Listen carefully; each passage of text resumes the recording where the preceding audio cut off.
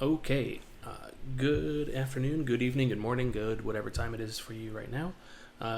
In my previous comprehensive EOC practice exam for Algebra 1, I had mentioned that I was going to come out with some shorter form videos in order to kind of, in hopefully 15-20 minutes, knock out a quick review session of maybe 5 or so questions. And that's what this is. So without further ado, let's just jump right into it to keep this short. So for question number 1, we have a diver, and they are diving underwater, and as they increase their depth in feet, they are going to increase their pressure in PSI.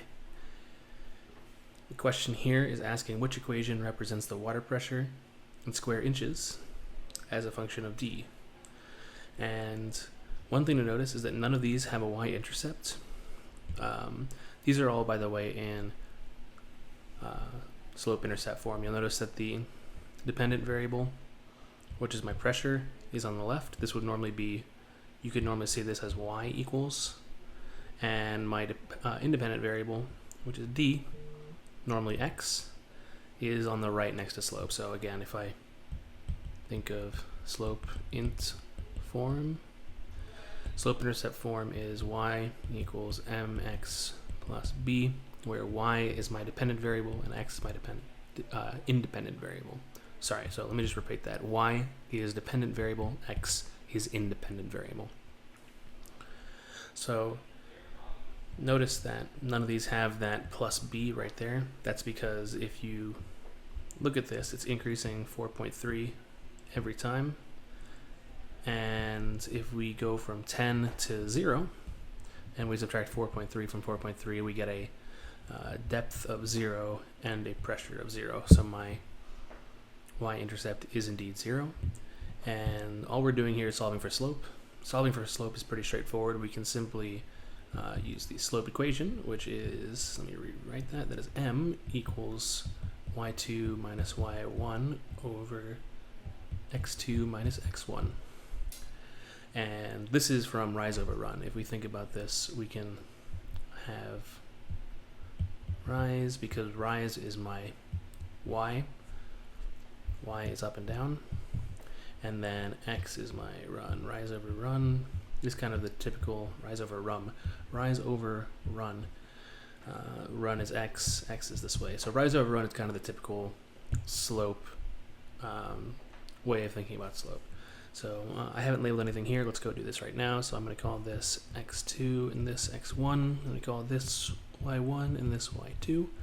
And if we plug those values in, we get 8.6 minus 4.3 over 20 minus 10.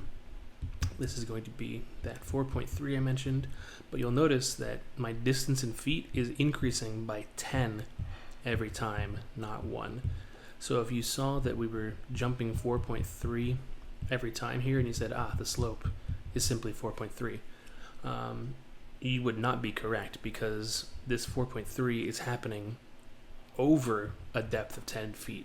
So we have to take that into account. That's why you should always just do the slope equation when you're solving for slope. Don't try to make any assumptions, because if you make an assumption and it's wrong, you will get the entire thing wrong. So always just use the equation that you know is correct. So here we have 4.3 over 20 minus 10, which is 10. And that is 0.43. And that makes B my answer, because if I do y equals 0.43 times x plus b, my b is 0. And then again, this I substituted in for y and x so you could see slope intercept, but my dependent variable is b, independent variable is d. And that gives us b. So let's go on to the next one. All right, question number 2, which is sample item 5. So we have Mario, who is cutting 3 bookshelves from a board. The board is 1.8 meters long. The second shelf is 15 centimeters longer than twice the length of the first shelf. The remaining shelf is 5 centimeters longer than the first shelf. The equation below represents this situation. So luckily we don't have to come up with the actual algebra to model the mess they just told us up here. We're directly given that this is the relationship here, which is good. And means x in this context is the length of that first shelf. And all they're asking is, which of the following is the length? So there are two ways to do this. I'll show you both. Here we have x plus 2x plus 0.15 plus x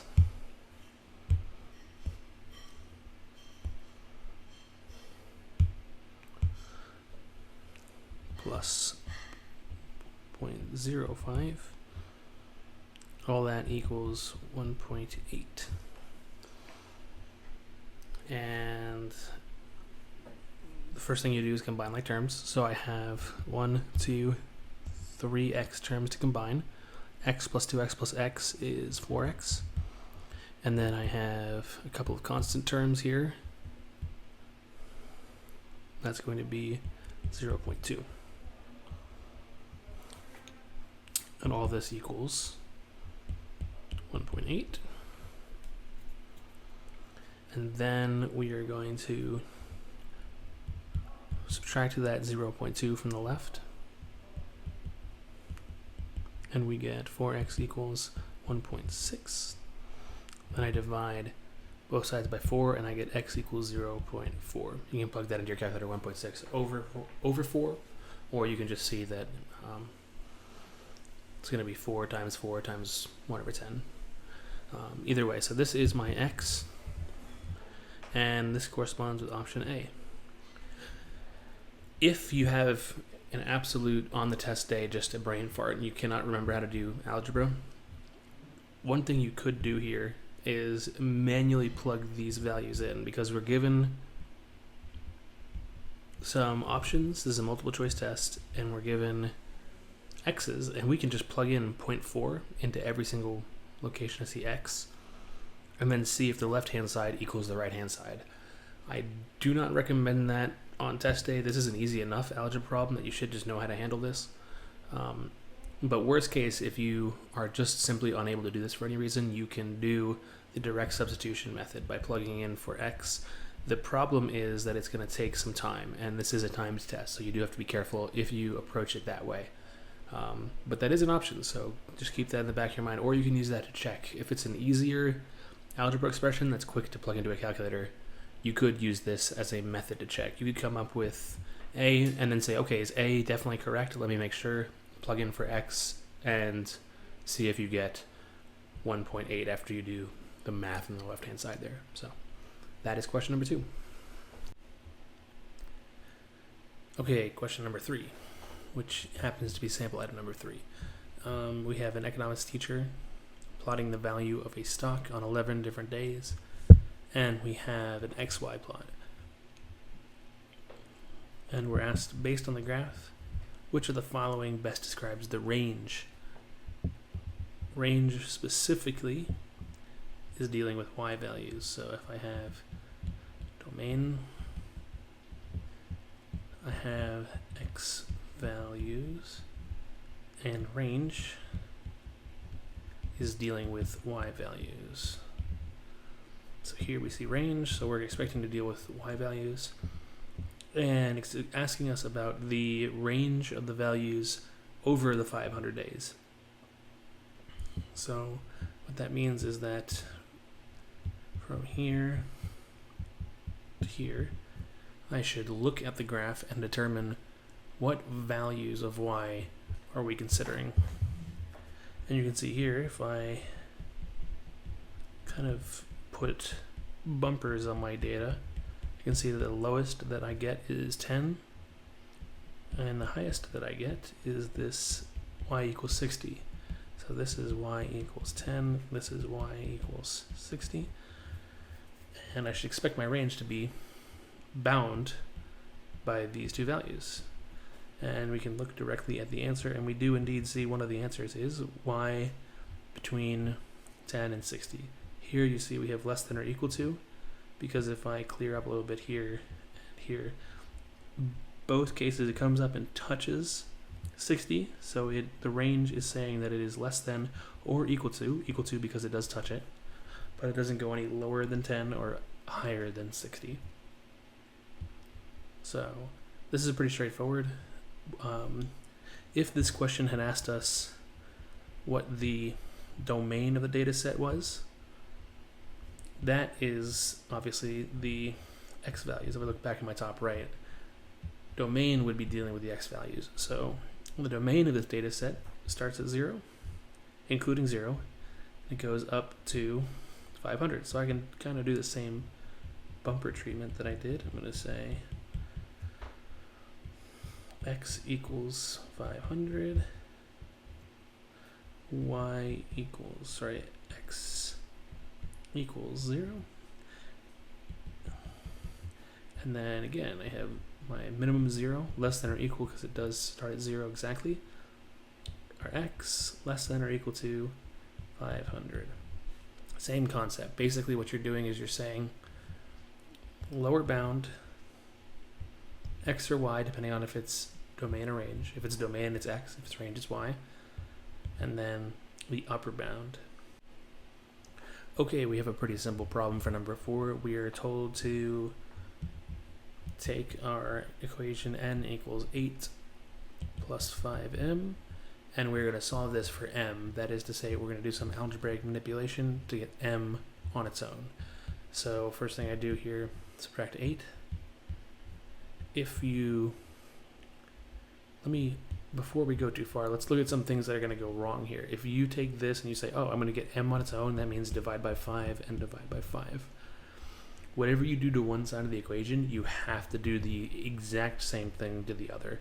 Here, I've divided the entire left side by 5, but on the right-hand side, I have not divided the entire right side. I've only divided this one term by 5, and this 8 here on the right-hand side did not change. That means that I have not done the exact same to both sides, and you'll get the wrong answer if you divide by 5 first. Generally, when you're doing algebra, think reverse order of operations. So normally if you just had a bunch of numbers and some of them were multiplied and some of them were added, you would do the multiplies first, then the subtract and adds. But when we're doing algebra, we're kind of working backwards is one way to think about it. So here we're actually going to, like I said, we're going to subtract 8 first. And you should already have kind of an intuition coming into the Algebra 1 EOC on why you would subtract rather than divide. You shouldn't be dividing by 5 at this point as a first step. So here we have n minus 8 equals 5m, and now we divide by 5 because we're going to divide the entire right-hand side by 5, which cancels that, and I'm going to divide the entire left-hand side by 5. Now I can do it because the entire term is being divided. The entire expression on the right is being divided by 5, and the entire expression on the left is being divided by 5. And I get n minus 8 over 5 equals m. And this is one of our options. This is option B. So again, you should have a pretty good grasp of algebraic manipulation at this point, but please just make sure that you don't make any silly errors on this. This should be a gimme, assuming you've got your fundamentals of algebra down. So let's keep going. Okay, so we have the last few questions. So we have, which graph shows the solution to the inequality shown below? In order to use an inequality, in order to graph it on a line graph like this, we have to be in form some stuff less than or equal to the variable, in this case n, less than or equal to, and then a bunch more stuff. So currently the inequality as it's shown here is useless to us. We're going to have to do some algebra to change this to something more tenable here. So let's do 15 less than or equal to 7n minus 2, and then n minus 10 in parentheses, less than 35. So that's quite a bit of stuff. So when we're doing an inequality, anything we do to one portion of the inequality, we're going to do to the rest of the portions. You can do these individually, as in I can write, if I write off to the right here, I can do 15 less than or equal to 7, n minus 2, n minus 10, and then I can do another expression, that same thing, I can do these two independently and solve for n for both of them, but that just takes longer than just doing the whole thing.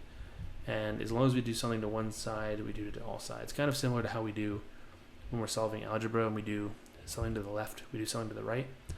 If we do something to one of these guys, we're going to do it to all three for this particular expression.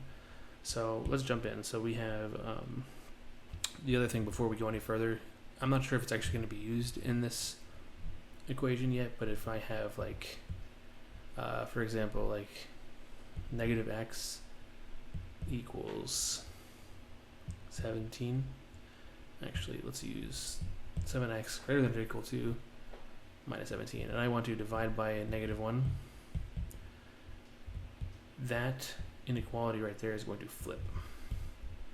Whenever you either divide by or multiply by a negative number, that is going to flip the inequality that is present. So we will see that potentially in a moment. I actually don't know if that's going to happen here, but just so you're aware that happens, it is generally useful to know that. So okay, let's get into it here. What am I going to do? Let's actually simplify this a little bit first. So I have 15 less than or equal to 7n minus 2n minus 20. That's plus 20 because this here is a negative. Be very careful. I almost made that mistake. You have to, if that is a negative being multiplied in, I now have a negative times a negative, which makes that a positive 20. And less than 35. And then I can combine like terms. Again, just kind of simplifying the middle right now.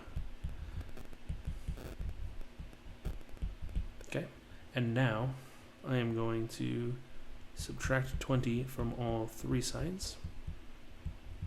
I have negative 5 less than or equal to 5n less than 15. Then I'm going to divide everything by 5. And I get negative 1 less than or equal to. And again, notice that our division here is not divided by a negative, so all of the inequalities are simply going to come down in their current state. And I end up with negative 1 less than or equal to, so I should see negative 1 have a solid dot. So negative 1 less than or equal to n less than, so this should be an open dot on the right hand side at 3. And do we see that anywhere? Looks like option D. So here, negative 1 is my lower bound. It's less than or equal to, so it is a full dot. And then my upper bound is 3 with a less than sign, so I have a 3 with an open dot. So that confirms our answer is D for question number 5. All right, let's wrap it up with number 6. So here we have which expression is equivalent to the perimeter of the shaded portion of the rectangle.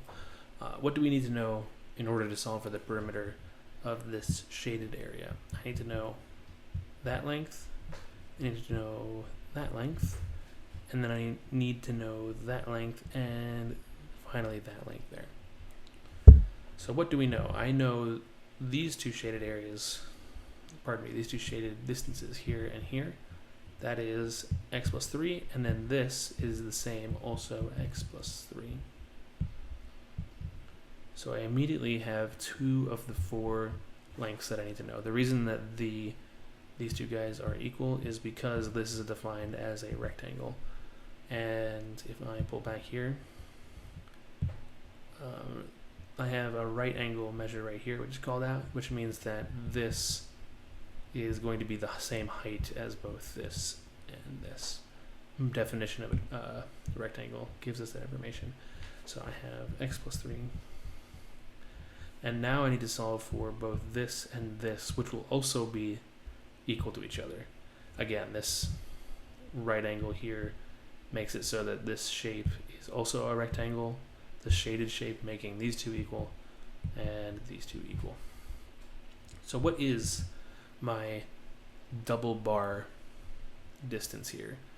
So if I know the entire distance is 2 times x plus 4, and then I know a portion of that is this x plus 4 right here, the remaining distance, the only thing that it can be, is the whole distance to times, in parentheses, x plus 4 minus this guy, x plus 4. The reason is because the only thing that can make up this is the whole thing here, and then you take away this x plus 4.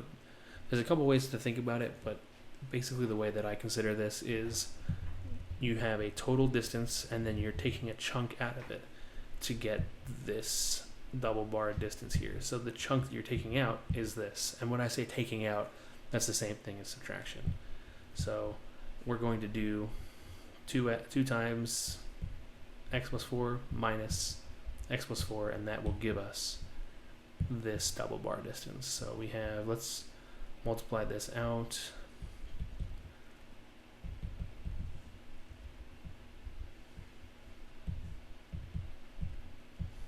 And then we can combine like terms, and we get a distance for that double bar of x minus 4. No, we don't. We get a distance of x plus 4 because I did not do this correctly. This is positive 8 and negative 4, which positive 8 plus negative 4 is positive 4. So here we have x plus 4. And here we have x plus 4 because, as we determined earlier, they are equal to each other. And now, what is the full perimeter? I can do 2 times x plus 3 plus 2 times x plus 4. And now let's do the same thing. We're going to multiply this in and then combine like terms. And this time we're going to not make any silly mistakes like we made last time. So 2x plus 6 plus 2x plus 8. Combine the x's, I get 4x. And combine the constants, and I get 14. And this is option number C. So that concludes question number 6 and our 6 question mini test.